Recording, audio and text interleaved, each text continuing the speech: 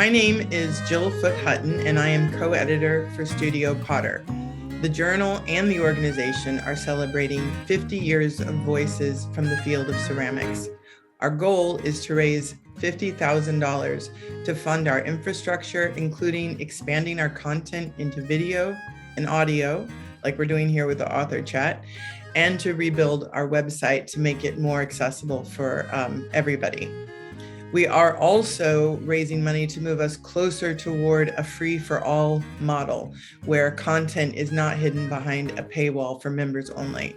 Currently, Studio Potter offers one article a month for free, and the articles we will be referring to in our author chat today are available for everyone to access. So if you haven't read them yet, I hope our conversation will encourage you to go to studiopotter.org and check them out.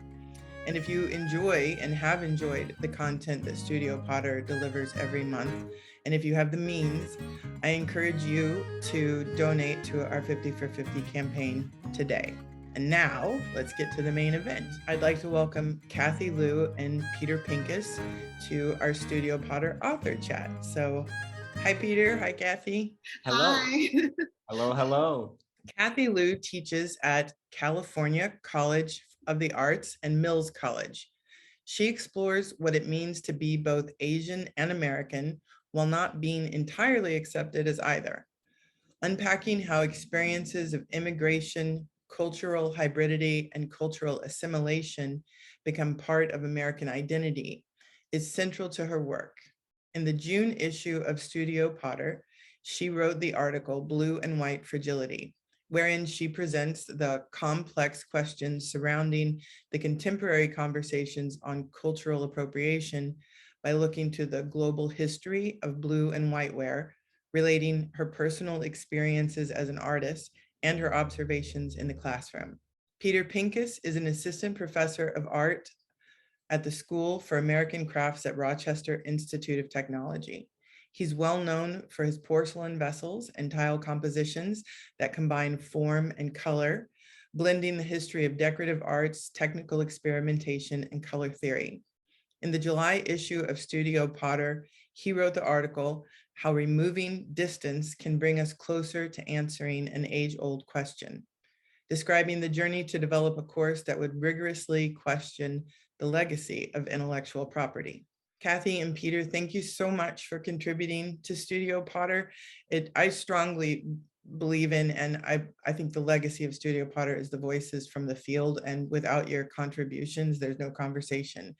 And I think that you have both really given the field a gift with your articles. Thank you so much for joining me today to talk more about cultural appropriation and intellectual responsibility. So I want to start off with clarifying terminology, especially because I think both of your articles consider cultural appropriation up the idea of cultural appropriation up against the idea of innovation, or the continuing of a conversation begun by one culture melded with another. So how do you feel about starting off with some vulnerability, and tell me how you distinguish appropriation from innovation for your own practices? I will try to answer in the least muddy way possible, but I think it's kind of a difficult question because intrinsic in it is defining those two terms, appropriation and innovation. And I don't know if I'll spend so much time in this moment talking about appropriation in this very present moment as innovation, because I think that that's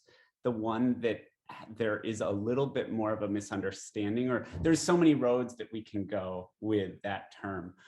And I think that sort of central to innovation is there's like this two modes of innovation, one that's very internal and one that's very external. So i.e., I make an innovation that changes the world. If we say, look at Tesla and what Tesla's recently done, they've created a self-driving car, right? And one would imagine that that's innovation, but in reality, what's really innovative is that to get that software, you have to take a driver's test in a Tesla, and the car tells you if you're allowed to use the technology. And I think that that's this really amazing sort of outward level of innovation. In the arts, that sort of concept of innovation is really, really tough because of, especially in ceramics, in this sort of traditional historic context from which we emerge, it becomes a little more difficult to think about innovation in that way. And so I do like to think about innovation as something that develops for you more engagement, something that personally is fulfilling and that you find more outroads for your work. Appropriation then, I think, might be considered in some way to be the inroads, right? So the things that are coming in, the research that you do, the ideas that you take in or that you breathe in. But really appropriation is when that inroad, the thing that comes in, parrots the thing that goes out, or vice versa, right? Where you have a really close connection between some of, at least in art, some of the things that you're taking in as influences and the way that you then outwardly perceive them. Yeah, I think, thinking about cultural appropriation versus innovation, I think anytime anyone hears, the word cultural appropriation, it's already a very tense moment, such a charged situation. I think just because more people are recognizing the racial injustices that are existing in our society. But then, of course, thinking about it in an arts context, like what Peter was saying, we sort of stand on the shoulders before us. And so to say that like something is completely new with no ties to anything before it is not true either. And I guess when I think about this, I think a lot about, I guess, just my own experience. Like my parents were immigrants from China and Taiwan, and just, it's the 90s. It wasn't easy for them to get the produce that they wanted to make the foods that they wanted to eat. So they would like substitute. Instead of Napa cabbage, it was iceberg lettuce, so they were just like always replacing things. My mom was basically trying to imitate something that she grew up eating. But because of the circumstances, she could not perfectly imitate it. And so that kind of led to innovation, right? For me, I always think so much about how when you're imitating something, when does it stay in imitation versus when does it become its own thing, And I think for people, just in my own experience growing up in like an immigrant community, it's like maybe originally my heritage was from this one place, but now I'm living in this new place. So it kind of creates a new culture, like a third culture or something, So I think that's what I think about when I think about this idea of appropriation, innovation, and then, yeah, cultural appropriation, of course, is such, it's a loaded term for a lot of people. And you sort of have to hold both things together. This idea that idea that like all cultures take from other culture, like no culture is of itself an island.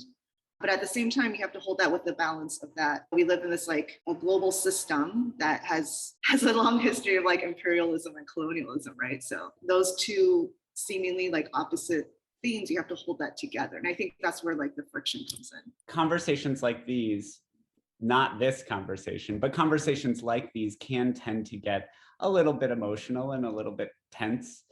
I like to acknowledge the complications of this while also acknowledging the nuances of ceramics' place within it. Cathy, are you a fan of football? No. Okay.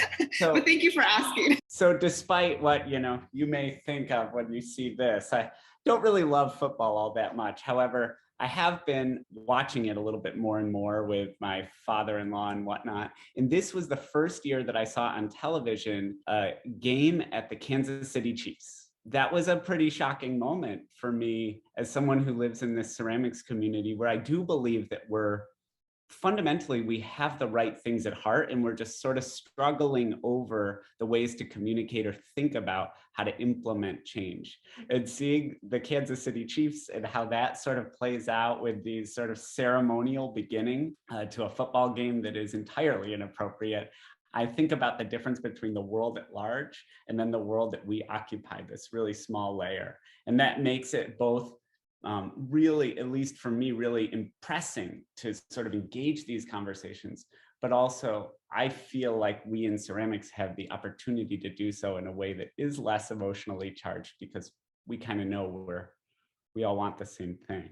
So both of your articles deal with this idea of cultural appropriation, and the content of both was rooted in events that happened well before the articles were published. So I want to start by asking you, how do you think the conversation has evolved in the past 2 years? Have we learned anything as a community, and what do you feel like you've learned as individuals? Yeah, I feel like the conversation has really changed in the last 2 years. I feel, at least even in just engaging with my students, the sort of questions that they bring up now are so different than a question I would have asked when I was a student, or even just like when I first started teaching 5 years ago at the college level. And I feel like a lot of it is just people, I think there's more emphasis on communication, honestly, just sort of like verbal communication, making sure everyone feels comfortable, at least within, I'm speaking within like a classroom setting, at least, just understanding that everyone is here with the similar goals of like learning, but then also understanding too that I think especially post lockdown and shelter in place, just like understanding how to care for each other, that we're not always perfect and we might not always agree on something, but that like how we feel actually is quite important. It's important that we also take care of our emotional being in class, of ourselves and of our classmates as well. I would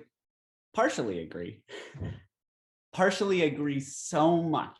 What I would say is that there's two fronts to this conversation, and the one that exists in academia, 2.5 years might be a little bit short, but it's been one heck of a 2.5 years, right? But if you look back 10 years, 15 years, 5 years, 20, certainly 20 years, there weren't a whole lot of Cathy's or Peter's as faculty in the classroom that were having these sorts of conversations because academia was in such a different place.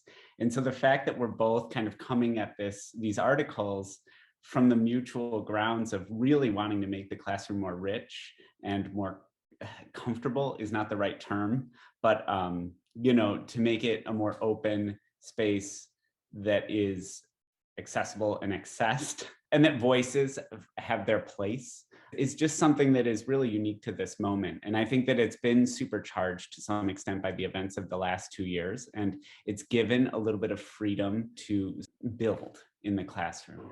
I think outside of the classroom in the professional sphere, yes, there is some development. I also think, though, that we're facing a bigger issue than cultural appropriation. We're facing the issue of how we treat each other, as is evidenced by Cathy's article, where she tried to do the thing that we would have ordinarily done a while ago, which is, hey, in private, let's have a little conversation. Like, I noticed you're doing this thing with your work, and I have some questions about it, right?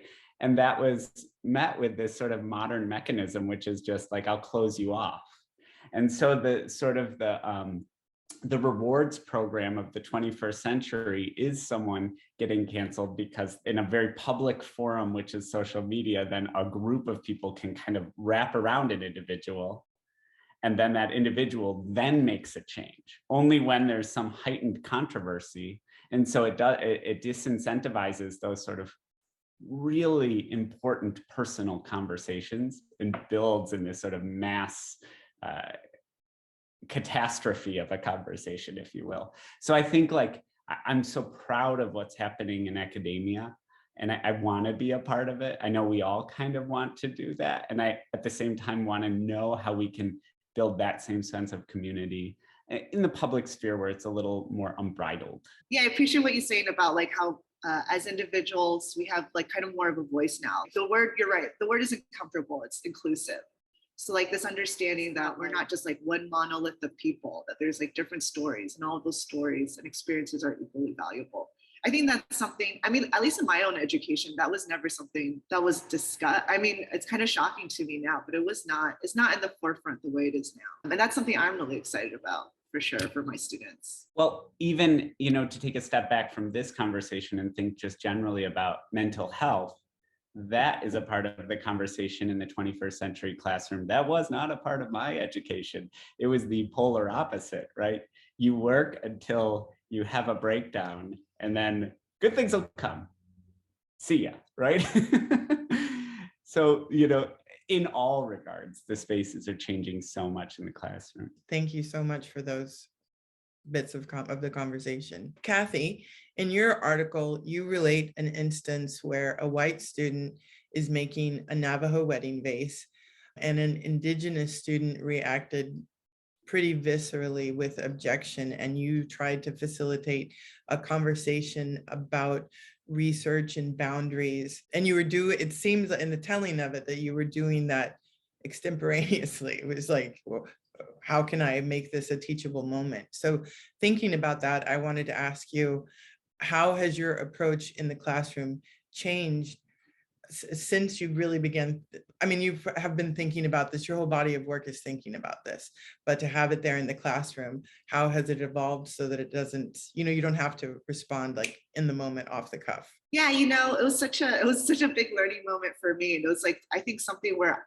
it was like a teachable moment for me, where I really felt like, I didn't handle that well at all. The student was crying. She was very upset. And all of the class was upset, like people, just trying to understand, is it appropriate for her to be inspired by this culture when in reality that culture has been very specifically oppressed violently too, right? So yeah, I think when I was like in that moment, I just remember thinking like, oh, this is such an interesting thing. This is something I think about all the time. And I think I was like really approaching it as this very, an intellectual exercise almost. I wasn't thinking about how like visceral and raw those feelings were. And I think that was the mistake, that I was trying to facilitate this intellectual conversation without understanding that the class was not in a place to have, like emotion was not in a place to have that conversation. Now, in the beginning of each class, I actually spend so much more time like just building community in our class.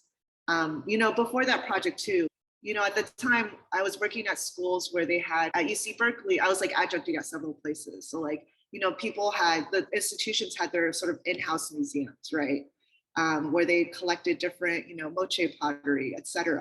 And so like as a class, I would take them on a field trip to the on-campus museum, and we would sort of like take inspiration from the pieces there. And that was kind of the genesis of that project, right? And we would sort of maybe have a light discussion about how were those objects collected? Where did they come from? How is it that we're here able to see it? Yeah, what does it mean to make something maybe inspired from a culture that's not of your own? What is your relationship to it? So, that wasn't something I really emphasized before. It was kind of just maybe to the side we would have that conversation. And now I definitely put it up front. At the beginning of the semester, we spent a lot of time community building. And then whenever we approach topics like this, I put it more up front that we have this discussion, and also just this idea of understanding that we're all learning. I try to be very open about it, that I also don't have the answers. I don't know what to do either. That's why we're talking about it. So this is it's a collaborative learning laboratory, really sounds like what you're framing. Yeah, definitely. I think, I'm not into the hierarchy of like a classroom, like instructor up here, students down below. Yeah, it's much more collaborative. And I think in that sense too, students actually feel more comfortable expressing when they feel uncomfortable with something. So it doesn't just kind of lead to a blow up later. Or as students also feel more comfortable like understanding that their place in the class is just as important as my place. They're also more comfortable like stepping in and taking care of their fellow classmates. That's what I'm finding anyway. I love those teachable moments for us as the faculty. It's endlessly amusing is not the right word, but engaging to sort of run up against a moment like that where you're just ill prepared and it changes the tone of an entire semester, and then you have to try to find a way to get, right the ship. It's tough. I have a lot of empathy for that situation. That particular one is really hard because there's no, like you said, there's no answer there, and there is every bit of a right for a large feeling of discomfort and anger. Your article is more focused on like the framework of how this class came to be and the structure of it and the larger arcs of moving through it. And I was wondering if you could take this moment to get into the specifics of some of the conversations between students when they started to question ownership and origin. And did it ever get emotionally charged? And how did you facilitate a productive conversation? You had the benefit of knowing you were setting up a space where these conversations were going to happen. Yes, and I did run up against my own moment that was not that dissimilar from yours, but I baited it. I knew it was going to happen, and then I had to figure out how to get out of it. The class itself was so different from the way that I generally teach, being this sort of general education extension of art history, that I did a lot of beta testing with the other majors, the other classes. So I had simultaneously two groups that I was sharing my lectures with, sharing my thoughts with, and you could see such differentiation between those two classes of individuals. The actual Wedgwood class, where you had more academic diversity. There tended to be less friction because the few voices that were ceramic majors in that room didn't feel like there wasn't as much internal tension. And instead, there were more conversations around things that Cathy kind of prodded at in her writing, which was like, well, what about a bibliography? You know, the one student was a writer and she said, everything we do is bibliography based. And everything, almost to a fault in her field at this point, she felt like the bibliography ruled all. And so, you know, that idea of citing sources and thinking about the academics of an artistic discipline, it seemed to be more in the mindset of the STEM student, and it seemed to be so obvious. Like, why are you having exhibitions without creating detailed bibliographies? I just don't get it, right? Whereas in the majors, they kind of could glom on to very specific examples in ceramics and outside of ceramics of things that would create emotional moments. So one example was we read about the Sarpedon crater, which was stolen, brought to the Met, sold for $1 million, becomes the $1 million base, major litigation, and it finally goes back home to a museum that is about 10 miles from its original burial grounds. So we're talking about Etruscan pottery here.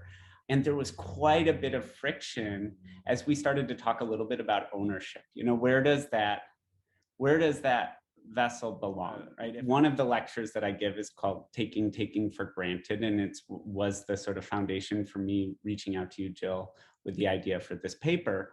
And it is an attempt to, as a group, sort of make definitions for plagiarism, theft, and appropriation, as well as look at it in ceramics and outside of ceramics and tangentially in other creative disciplines. And as far-reaching as things like Japanese maples. Anyhow, I do this one thing, and I kind of knew it was going to get me in a little bit of trouble. I talk about this gentleman, James Hoffman, who is a barista extraordinaire who, you know, big long story. Anyhow, he was subject to a sort of intellectual property plagiarism that kind of went rampant on YouTube a few years back. And there's this image floating around that's referring to him as the patron saint of espresso. And at one point, and I kind of knew this was going to be complicated, but I just said, you know, somewhere in this lecture, I said, this image, it's possible that not to you, but that to someone else who sort of believes in this, that might be a complicated image. And one of the students was Jewish. And this was the concept that would be uncomfortable to someone who was Christian was really difficult for this individual to accept. He exploded.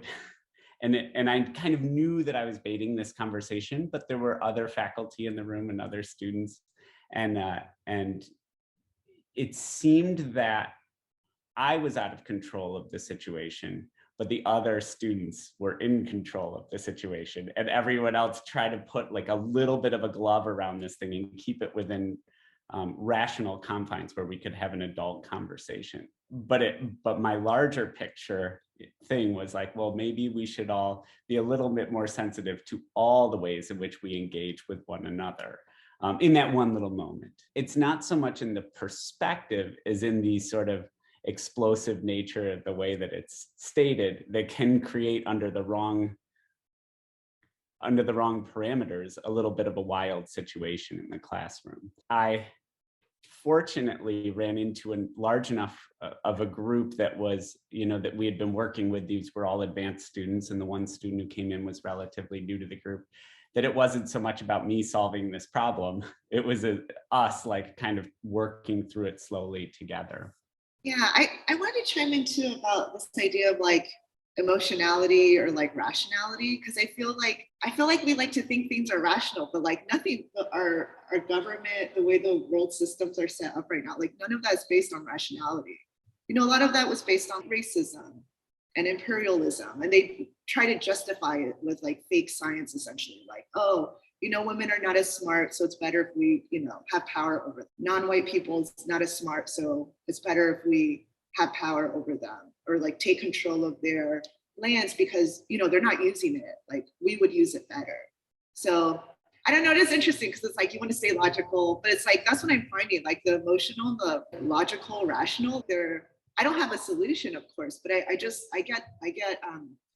now I get a little suspicious when people say like, oh, let's keep things like rational, like logical, because so much of our experiences, it's not logical or rational. I just kind of want to like put that in because going back to talking about like the example that I had with like my student who got upset, it was like, logically, it should be okay for everyone to be inspired from everything. But the situation that brought us to that context was not logical in any way. So how can you then all of a sudden apply logic to that situation? I don't know. Art is a language that we use to respond and and process our experience in this world. I think that this question could be seen as like splitting hairs and trying to get too specific in this conversation that's so layered. But I just wanted to hear your complicated thoughts about making work based on exposure to another culture. So responding to personal travel experiences, and where is the line, like what's the fuzzy line that you're seeing between an honest response to cultural exposure versus appropriating something? I'm not asking you to provide a blueprint for what we should all follow or what's right or wrong about it.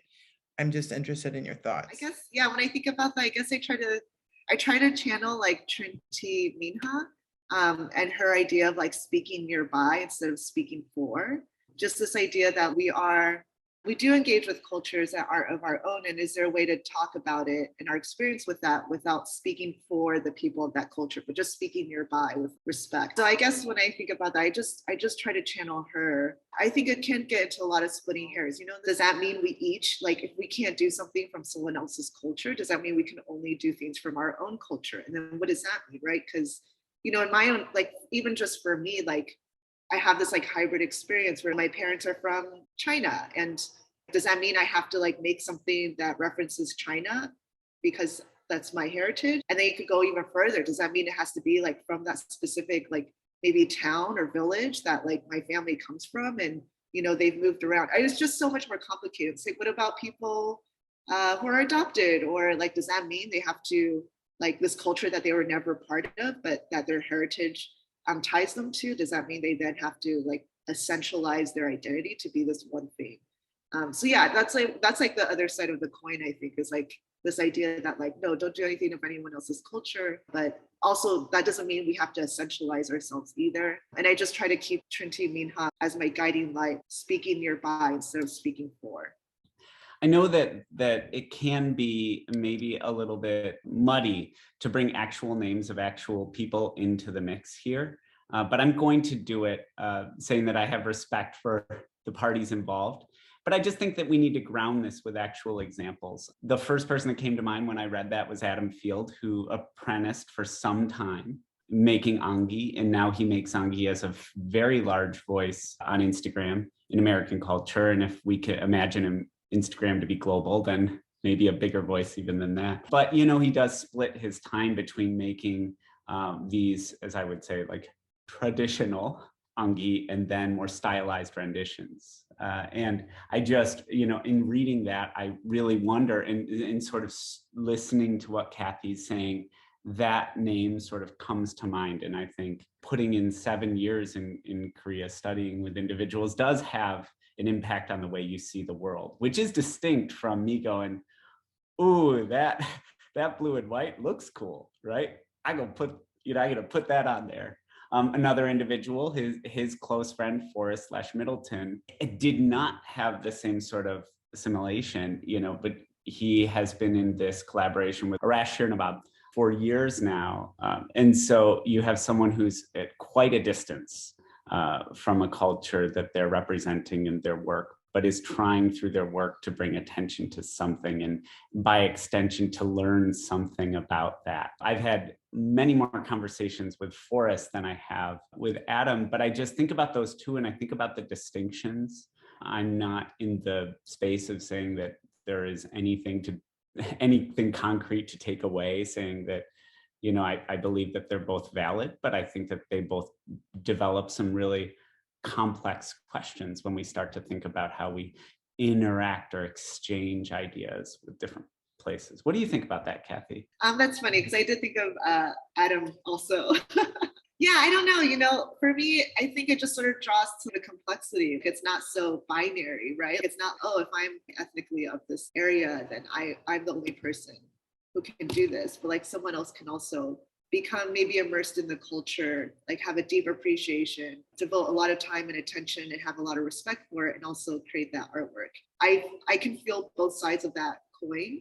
I can give an opposing, something concrete that opposes him, and I can throw some serious shade, and that would be at myself. Okay. I could do it at myself and use myself as a way to sort of think about how complex it is for Adam versus how not complex it is for some others. So around, I don't know, 2016 or so, I was invited to be a part of a T-Bowl ceremony show. And that's really not my speed. I tend to think of, specifically folks in my position making those objects as maybe one of the more unsavory parts of the American studio pottery tradition individually. However, I said, okay, let's give it a shot. And I just made one. I made a chawan. I didn't title it chawan. I don't know what I titled it, but I sort of thought about what I imagined a T-bowl to be. And I have no history with that object at all, and created it. And then this individual, Corey Lum, came to the Genesee Center for the Arts, where I was working at the time, and he talked a lot about the T-bowl ceremony, and he took one look at my pot and was able to talk about all the things that sort of were so wrong about it, that had nothing to do with the way that a T-bowl ceremony functions, the way that the T-bowl functions, this and that. And it was like, I just found in that moment how quickly, like I had let an opportunity get to me, and I had mistaken it as an opportunity to learn something about, or, mistaken the opportunity to learn something as some opportunity to make a flashy object. So I would say I would be the example of someone who did it in the most wrong way, and not even understanding what would go in the T-bowl. I mean, that was a first step, right? So thank you for sharing that, actually, because I feel like a lot of people probably have experiences with that. But also, yeah, I think maybe it's like, for me, it's like if there's a denial aspect. Yeah, and actually, I want to follow that up with, let's step away from the objects or like the specific motifs, but maybe tying it back to people. If you're, in a place of privilege, if you're a white person, maybe being inspired by these another cultures, like motifs or whatever. And then maybe just also thinking too, like, what are you doing to make the lives of those people better? How are you also giving back to the place where you're being inspired from? I think that would also be important. At this point in our conversation, I introduced content from a 2019 podcast produced by Radiolab's Jad Abumrad and his co-creator Shima Oliai. They won a Peabody Award for their 9-episode series, Dolly Parton's America. The premise was, start with Dolly Parton's musical legacy and follow it backward and outward. The series winds up going around the globe, crossing many divides. In the Neon Moss episode broadcast on November 5th, 2019, musician Rhianna Giddens joins the conversation. Giddens may be best known for her work with the collaborative group, the Carolina Chocolate Drops. She has also worked with musician Francesco Cirisi, who reworks ancient melodies and rhythms through a contemporary jazz prism. In Giddens' work with the Chocolate Drops and Cirisi, actually in all of the projects that she does, she's educating her audience about the history of music. She lifts up musicians forgotten by time, and somehow, in digging back through history, the point of her research is not just to find the origins. She gets to the conversation of how inextricably linked we all are. She says, within America, there are these connections that we have simplified and erased to our detriment, Connecting an Appalachian ballad that was begun as an English ballad, but then what happened? Where did the English ballad come from? You know what I mean? Where did that style of melismatic singing come from? If you're talking about Celtic singing, where did the modes come from of trance, say? If you ever listen to somebody sing 14 verses of an Appalachian ballad, that's trance. You hear an Iranian daf, that is a trance instrument that is used for Sufi. It's used for folk. There are these moments that remind us that we actually all come from the same source. On the podcast, the conversation goes forward with Jad, who is Lebanese American, talking with musicologists who say any Western instrumental tradition is indebted to the ancient Middle East. Jad immediately feels a sense of home pride, and that grows when the musicologists point out that Appalachian folk music has roots in Arab American trade routes. The conversation gets specific with the banjo when one musicologist states, the banjo, all these complex lutes, whether from Europe or Africa, can all be tied back to the Middle East. Then, at the height of his home pride, Jad says, the conversation started to feel reductive, and that's when the conversation turned toward a point that globalization is not such a new phenomenon. When we look at history, we see that people and customs have been globalized for years. Jad illustrated the point by saying, take a whaling ship from the 19th century that might have sailed the Indian Ocean. A ship like that might have had sailors from the UK, from US, Portugal, Germany, Scandinavia, Indonesia, Malaysia, Hawaii, New Zealand, Tonga, Australia, the Cook Islands, all of them with different instruments. And they're jamming because they're bored. They're teaching each other songs, exchanging instruments. How do you boil that down to one simple story? Concluding this portion of their conversation, the musicologists summarize. We have this desire to reach beyond where we live. We have this desire to reach beyond who we are and who's around us. That to me is the interesting story. The human story is about migration, it's about movement. It is about, one group moves from A to B, and in that they affect, and they are themselves also affected, And whether it ends up in America, whether it ends up, Lebanon or whatever, it's always a story of who came through, where did we go, where did we come from? So relating all of that, I asked Peter and Cathy what they thought Ceramus could learn from this conversation. Well, for a while, until Evelyn was born, I was extremely serious about playing music, so much so that I really at one point considered, maybe ceramics isn't for me and maybe music is. And let us be, on the same page. I was not a great musician, but I played in a band, studied a lot of music, listened to a lot of music, and really focused in bluegrass and in jazz. I played the mandolin and still do. I was playing it until we got on this meeting. Anyhow, when I hear that, the first thing that I think about isn't in fact ceramics, but I think about this conversation that I had with Josh DeWeese over dinner one night a few years ago, maybe 2018 or 2019. And we were talking about his brother, who is a professional musician, who plays the mandolin, the banjo, what we call original bluegrass instruments. And he was talking about how his brother refuses to play bluegrass and academically objects to it on the grounds that it is one of the highest musical forms of cultural appropriation. And that had never really kind of connected with me because I just didn't understand its history, specifically the history of the banjo to that extent. And so I learned a lot there. But then, my response to him then or at this point is I start to think about Yo-Yo Ma. Chris Thile, who's the great mandolin player of our time, made this album with Stuart Duncan, Edgar Meyer, Yo-Yo Ma, Goat Rodeo Sessions. And they call it, Yo-Yo Ma refers to it as an account of what is true American music, right? It's a really beautiful statement that it takes forever to unpack if it's unpackable, right? What is American music at all?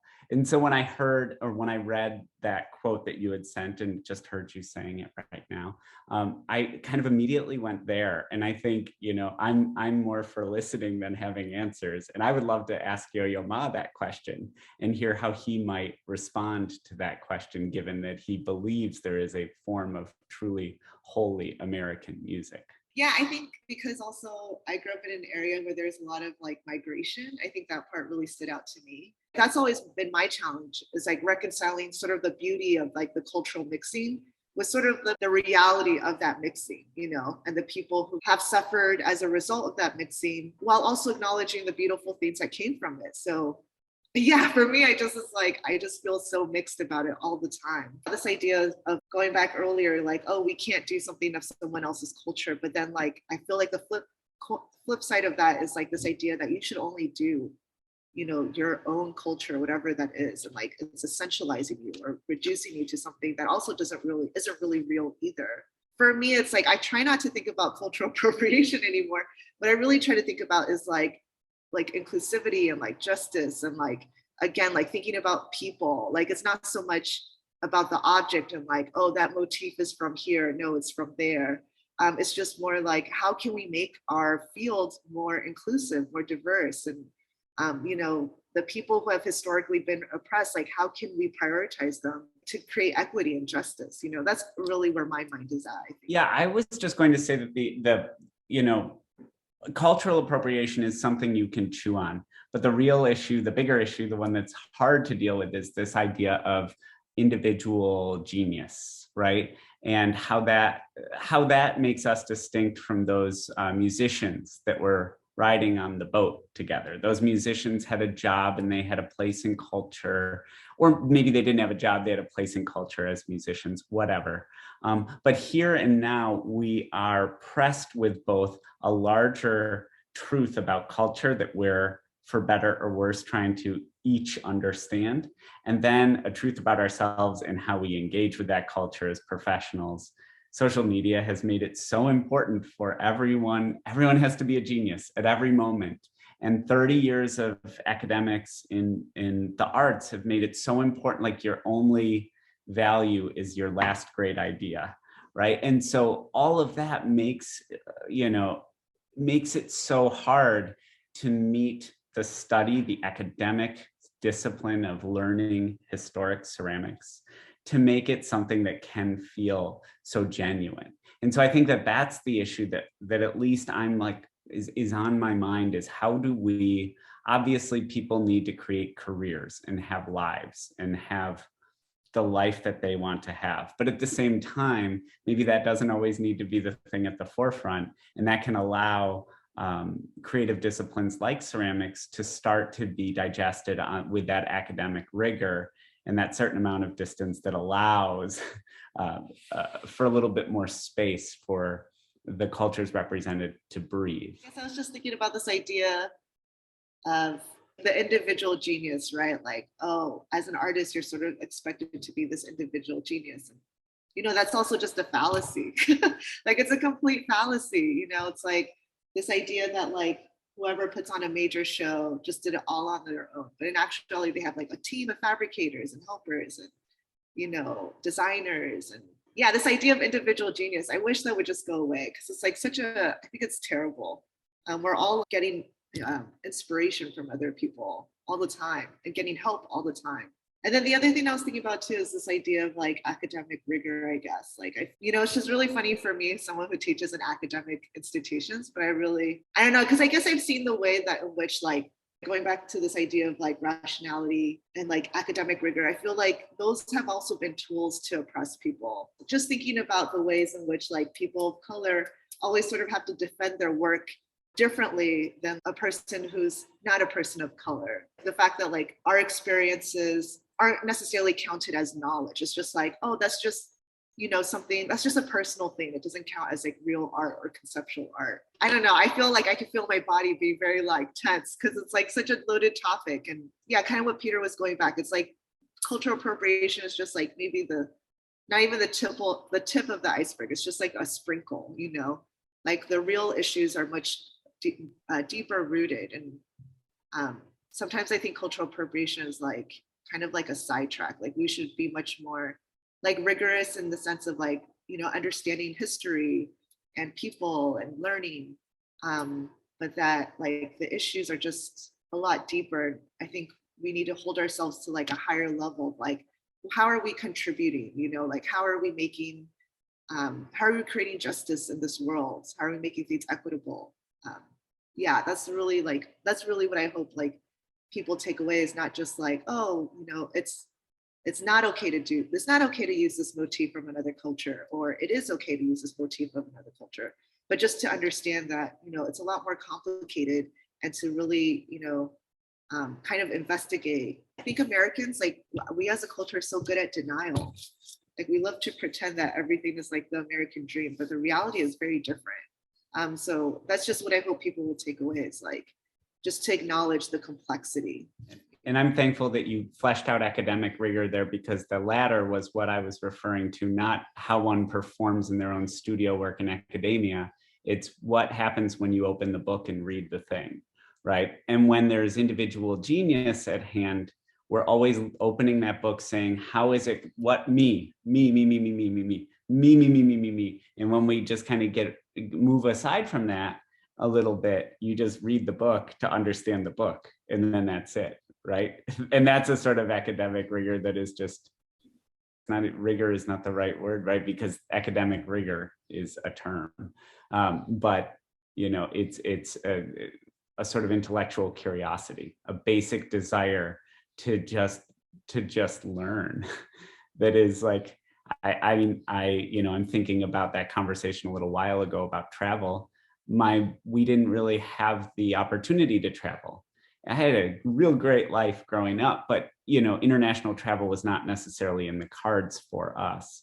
And so a part of what little part I had when I was in high school and in college, what little understanding I started to glean was from books, and also was from an interest in ceramics, and was from going to museums, which are just all has its host of issues, right? Each one of these, each one of these sources, but they were at that time something that gave me an opportunity. The question is, how present was I in that opportunity? And at moments, not enough. And so as an adult, I'm fighting to give myself that, give myself more in terms of that, my own education. So I guess that's the takeaway that I would give to all folks, is that, that less about me. I really want to thank both of you for being part of this conversation today.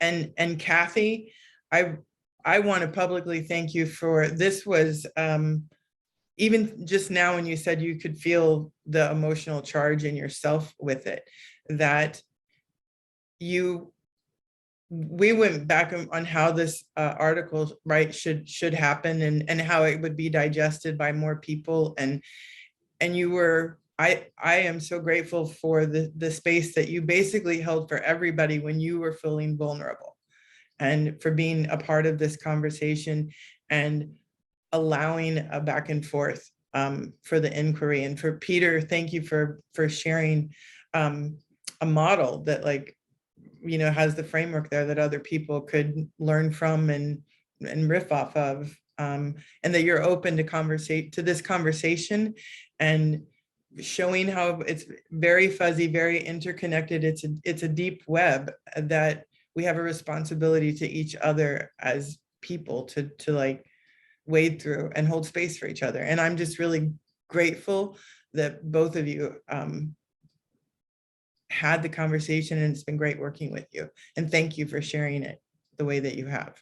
So before we conclude, Cathy and Peter, I want to give you the opportunity to tell everybody what you're working on, what's coming up for you, where we could see projects that you currently or in the not too distant future have coming up. So currently I'm at Greenwich House Pottery in New York, and I'm working on a project that I've been working on for the last couple of years called American Dream Pillows. They're basically inspired by the Chinese ceramic pillows from the Tang and Song dynasty. But they were believed to if you'd sleep on these objects, the objects would influence your dreams, and then your dreams would influence reality. So mine are called American Dream Pillows, and that's sort of where I'm going with that. And I'm also getting ready for a show as part of in the Bay Area. We have this thing called Sika, and so every couple of years they choose a couple of 3 to 5 artists to show at SF MoMA. So I'll be doing that in December. Thanks, Cathy. Peter, how about you? I have a little virtual show at the Shape Theory Collective this summer. So I'm making some small jars and some slightly larger jars for that. I'm going into my tenure year here, so it's going to be, there's not a whole lot on my plate other than preparing for that and hoping to, make classes like this Wedgwood one a little bit better every time. So I'm feeling a little quiet. I think I have some things in 2003, but find me on Instagram for more on that. Great. Thank you both again so much. All right. Until next time, everyone. Bye. And thanks for reading Studio Potter.